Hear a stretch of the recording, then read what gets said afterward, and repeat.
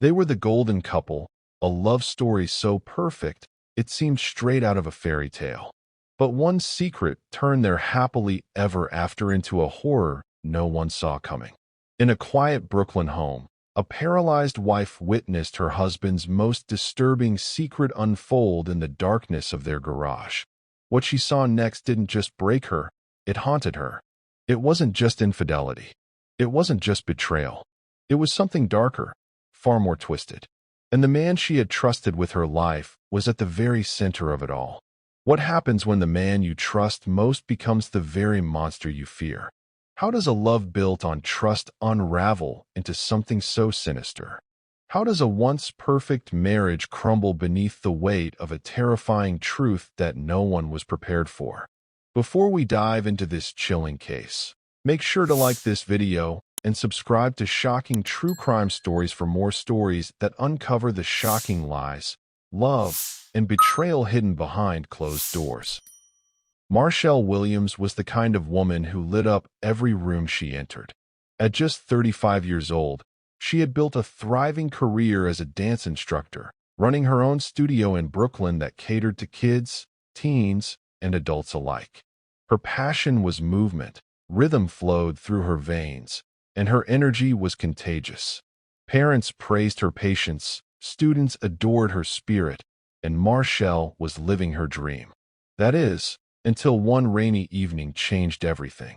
After surviving a devastating car accident 2 years prior, she had been left paralyzed from the waist down. The car accident came out of nowhere. One minute, she was driving home from the studio, excited about a new choreography class she had just planned. The next, twisted metal, broken glass, and sirens.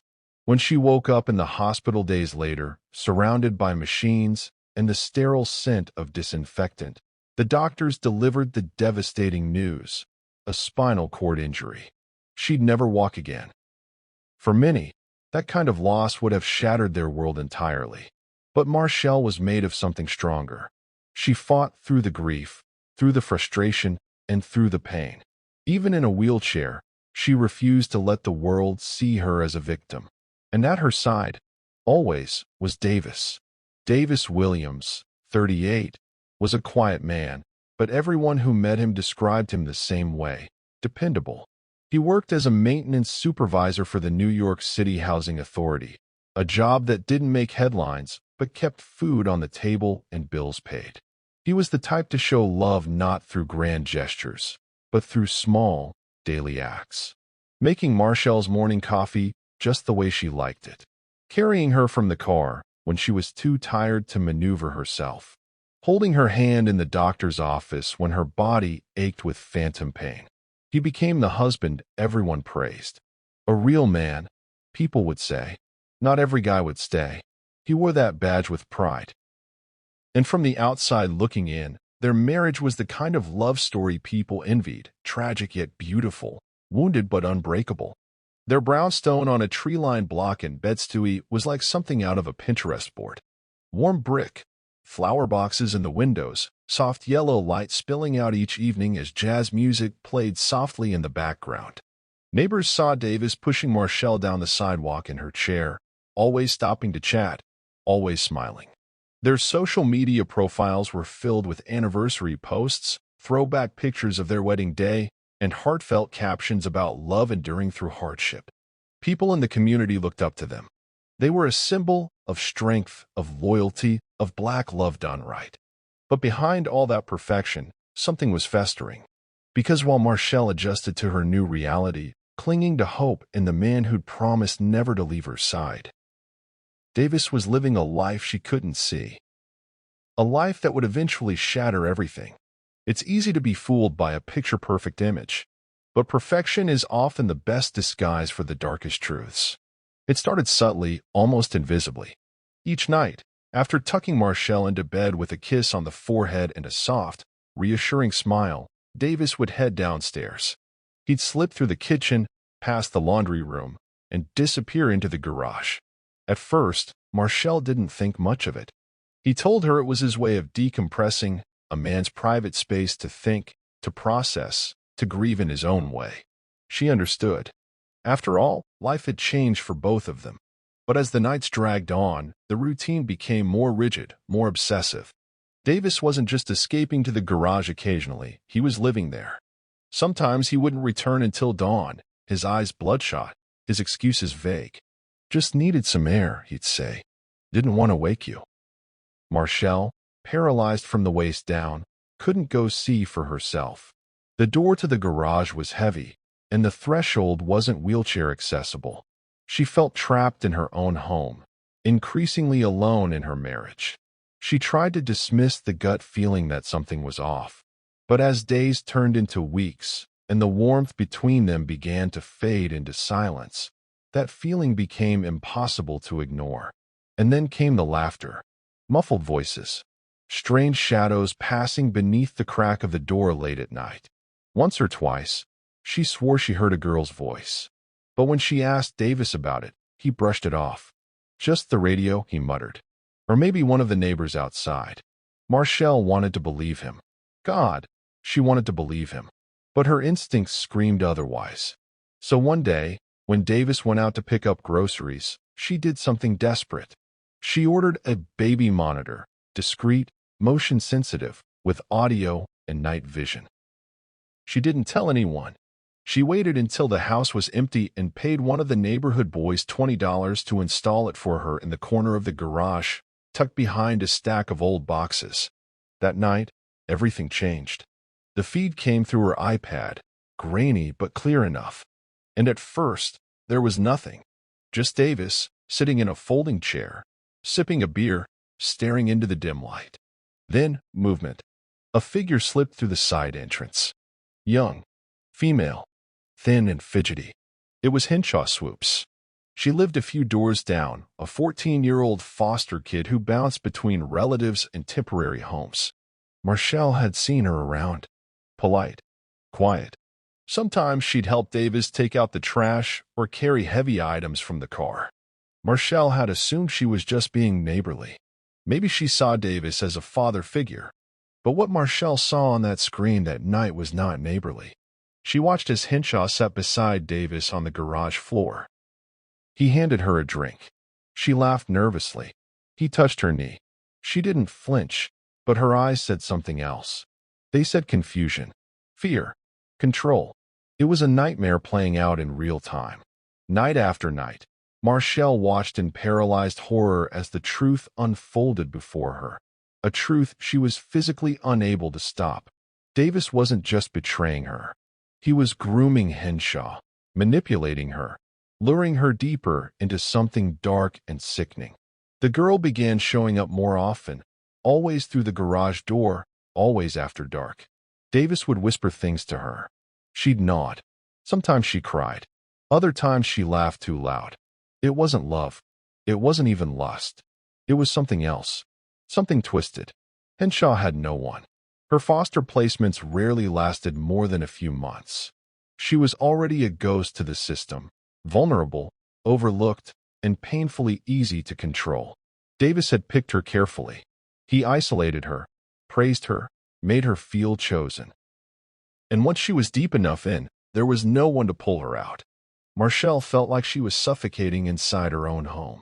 Her body was broken, but her mind was racing, screaming for someone to hear her. But what could she do? Who would believe a paralyzed wife spying on her husband with a baby monitor? And if they did believe her, what would happen next? Because this wasn't just infidelity. This was manipulation, exploitation. A secret so dangerous, it was only a matter of time before it exploded. And deep down, Marchelle knew, once secrets like this start to unravel, they don't stop at the truth. They end in destruction. The final straw came in. She couldn't take it anymore. It was a night heavy with dread, the kind of night where even the air felt wrong. Marchelle couldn't sit still any longer. Every instinct inside her, every trembling breath, every rapid thud of her heart screamed that tonight would be different. Davis had kissed her goodnight with that same chilling ease, the same fake tenderness he'd perfected over months. But tonight, Marchelle wasn't going to just lie there, pretending not to know. She waited until the house fell silent, until Davis's footsteps faded toward the backyard. With painstaking slowness, she maneuvered her wheelchair out of the bedroom. She had practiced this in her mind over and over: how to be silent, how to avoid the squeaky floorboards, how to keep her breathing shallow enough that no one would hear. The hallway stretched before her like a tunnel of fear, but she pressed on, past the kitchen, past the laundry room, toward the back door that led outside. The night was thick and still. The moon barely lit the edges of the brownstone's privacy fence, casting everything in long, eerie shadows. Marchelle nudged the door open just enough to slip through, careful not to let it creak. Her wheels bumped over the threshold, but she caught herself, biting down on a gasp. She followed the faint sounds, murmurs, soft movements toward the fence. Her hand shook as she inched forward. Every part of her body screamed for her to turn back, but she couldn't. She had to see it for herself. Through a small knothole in the wooden slats, Marchelle peered into the backyard, and what she saw ripped the last shred of hope from her heart. There, beneath a makeshift canopy strung with dim, flickering lights, was Davis and Henshaw. Only it wasn't just an innocent meeting or even a sordid affair. It was something far more monstrous. The garage wasn't just a place for Davis to drink and hide. He had transformed it into a dungeon. Chains bolted to the walls, leather straps hanging from hooks, a filthy mattress thrown onto the concrete floor like an afterthought. And in the middle of it all, Davis loomed over Henshaw, who was bound, terrified, and utterly powerless. Marchelle watched in paralyzed horror as Davis barked commands, touching and controlling the girl in ways that made her stomach heave. It was clear, this wasn't consent. This wasn't love. This was domination, sexual abuse, a slow, deliberate destruction of a young girl's soul. Tears blurred Marchelle's vision, but she forced herself to stay steady. She couldn't look away. She couldn't risk missing the proof she needed to destroy him. With trembling hands, she pulled out her phone. She snapped pictures, recorded shaky video, evidence of the nightmare unfolding before her eyes. Every click of the camera was a betrayal to her heart, but a necessary weapon for the battle she knew was coming. She could have screamed, could have rolled right through the fence and thrown herself between them. But Marchelle knew better. She was no match for Davis's strength. If he caught her spying, he would silence her, permanently. There was no doubt in her mind that the man she once called her soulmate would think nothing of erasing her from this world to protect his secret. So she sat there, frozen in the darkness, documenting the horror with quiet, careful clicks, feeling each moment carve a deeper scar into her heart. The truth was out now. There was no going back. No more pretending. No more lies. And Marchelle knew with a terrifying certainty, the man she married was gone. In his place stood a monster she would have to take down, if she could survive long enough to do it. Morning crept in like a slow, painful crawl, bringing no peace to Marchelle's heart.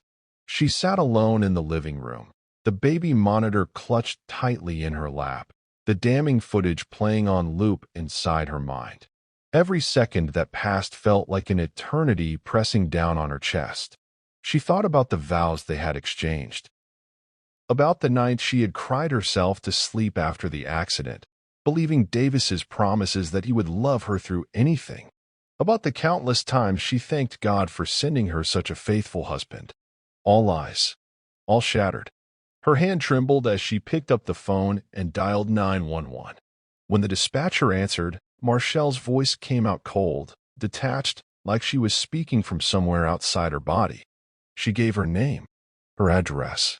She told them there had been a crime, a serious one, and that they needed to come immediately. Within minutes, the flashing red and blue lights lit up the sleepy Brooklyn block. Neighbors peeked through their curtains, confusion and curiosity stirring the quiet morning.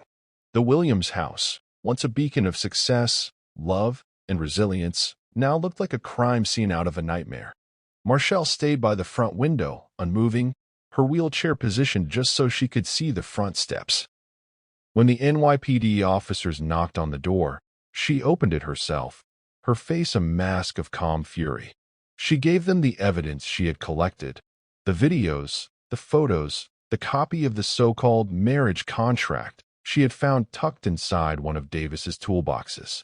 A crude, handwritten agreement that Davis had forced Henshaw to sign, promising loyalty, secrecy, and submission, or else. The officers didn't waste time. Davis was dragged out of the house, handcuffed and stumbling, his face a mix of rage and disbelief. The man who had spent months perfecting his image of devotion and sacrifice now looked like a cornered animal, snarling and snapping at anyone who came too close. Marchelle watched from the doorway, her face a frozen mask as Davis screamed her name, trying to explain, to lie, to manipulate, but she didn't flinch. Not once. Inside the garage, the officers found more than even Marchelle had imagined. Polaroids taped to the walls, showing Henshaw in various states of fear and pain. Hours of video recordings meticulously labeled and hidden in a fireproof safe. And in the corner, the grim centerpiece of Davis's depravity, the stained, filthy mattress surrounded by ropes, cuffs, and other tools of control. The evidence painted a horrifying story. Davis hadn't simply fallen into darkness. He had built it, carefully, deliberately, over months. 8 months of systematic grooming, abuse, and manipulation. 8 months of living a double life, husband by day, predator by night. The news exploded like wildfire. At first, the neighbors refused to believe it. Davis? No way. He's the nicest man you'll ever meet. He loved Marchelle. He took care of her better than anyone else would have. The betrayal was so profound, so complete, it left an entire community reeling. Reporters camped outside the brownstone for days, shoving microphones in the faces of neighbors and family members, desperate for quotes. Talk shows debated endlessly. How could no one have known? How could such evil hide behind such a perfect smile? The internet was merciless. Photos of Davis and Marchelle, once celebrated as #couple goals, were now plastered across true crime blogs, dissected and ridiculed. Everyone had an opinion. Some blamed Davis. Others blamed the foster care system that had failed to protect Henshaw. A few cruel voices even blamed Marchelle, asking why she hadn't seen the signs sooner. But Marchelle didn't care what they said. She had lived it. She had survived it. And as she sat alone in her now empty home, scrolling through the barrage of headlines and social media posts, she knew one thing for sure. The man she had loved was gone. Had been gone long before she realized it. And now, all that remained was the shattered wreckage of a life built on lies. And the long, grueling journey of rebuilding what Davis had tried so hard to destroy. 3 months later, the trial of Davis Williams began, and Brooklyn would never be the same again. The Kings County Supreme Court buzzed with reporters, activists, neighbors, and strangers, all desperate to get a glimpse of the man whose secret life had horrified an entire community. The courtroom was packed, standing room only, as the trial unfolded like the slow peeling back of a rotting, festering wound. At the center of it all stood Henshaw Swoops, no longer the bright, laughing teenager she once was. Instead, she was a shadow of herself, trembling hands clutching the edges of the witness stand, tear-streaked cheeks, voice cracking with the weight of her memories. She told the jury everything, how it started so innocently. Rides home from school when the buses were late, small gifts slipped into her pocket when no one was looking, the comforting words whispered when she felt invisible to the rest of the world. Davis hadn't snatched her away in the dead of night. No, he had lured her, step by calculated step, until she was too ensnared to escape, promising to save her from her chaotic, unstable foster placements. Promising safety, protection, a future. But what he delivered instead was a nightmare that unfolded behind the walls of the brownstone. The prosecution wasted no time painting Davis for what he truly was, a manipulator who preyed on the vulnerable, a man who used kindness as a weapon. Meanwhile, Davis's defense team tried to argue that the relationship was consensual, ignoring the glaring imbalance of power between a grown man and a vulnerable teenage girl. The prosecution swiftly dismantled their argument, presenting messages, evidence, and testimony that laid bare Davis's manipulation and coercion. The public was outraged. Social media exploded with fury, calling for justice, questioning how such darkness had hidden behind such a carefully curated image. Neighbors who once sang Davis's praises now recoiled at the very mention of his name, struggling to reconcile the man they thought they knew with the horrors revealed in court. But it was Marchelle's testimony that truly brought the courtroom to its knees. When she rolled herself to the witness stand, a heavy silence filled the air. In her lap, she carried the device that captured the moments that unraveled her life, not just as evidence, but as a symbol of betrayal too deep for words. Marchelle spoke with a voice that shook but never faltered. She painted a haunting picture of love turned to fear, of nights spent wondering if she was imagining things, and of the heartbreak that came when she realized the truth. She recounted the night she followed Davis to the garage and found the hidden nightmare he had built, sharing her devastation with a room full of strangers who listened, breathless. By the time she finished, there wasn't a dry eye in the room. It took the jury less than 3 hours to reach a verdict. Guilty. On every single count: statutory rape, kidnapping, sexual abuse of a minor, child endangerment, and unlawful imprisonment. During sentencing, Judge Ramona Jeffries made her disgust clear. She stared Davis down, calling him a predator of the most despicable kind, a man who used trust as a weapon to carry out unthinkable acts. Then she handed down the sentence: life in prison without the possibility of parole. Foster family began to slowly piece her life back together. Still, to this day, the brownstone where it all happened remains a ghost on the block. Windows shuttered, paint peeling, a grim reminder of how evil can hide in plain sight. Neighbors still whisper when they pass, telling the story of a woman who refused to look away and the monster she brought to light. The story of Marchelle and Davis Williams is a harrowing reminder that the most terrifying monsters are often the ones hiding in plain sight, the ones who smile, who charm, who tell you they love you while quietly weaving devastation behind closed doors. Marchelle's courage, her refusal to remain silent, even when it cost her everything she thought she knew, stands as a testament to the power of truth. In the face of unimaginable horror, she chose to act. And because of her bravery, justice was served, not just for herself, but for Henshaw, and for every vulnerable soul whose cries for help have gone unheard. But it leaves us with a chilling question. Could this nightmare have been stopped if Marchelle had discovered the truth sooner? And more haunting still, how many others are still trapped behind the polished facades of perfect lives, hidden from view, trusting the very hands that seek to destroy them? How do we protect the vulnerable when evil wears the mask of love and loyalty? Thank you for joining us for this shocking true crime story. If this story rattled you, if it made you look a little closer at the people around you, don't forget to like, subscribe, and turn on your notifications for more gripping and mind-blowing cases. Because sometimes, the darkest secrets live right next door.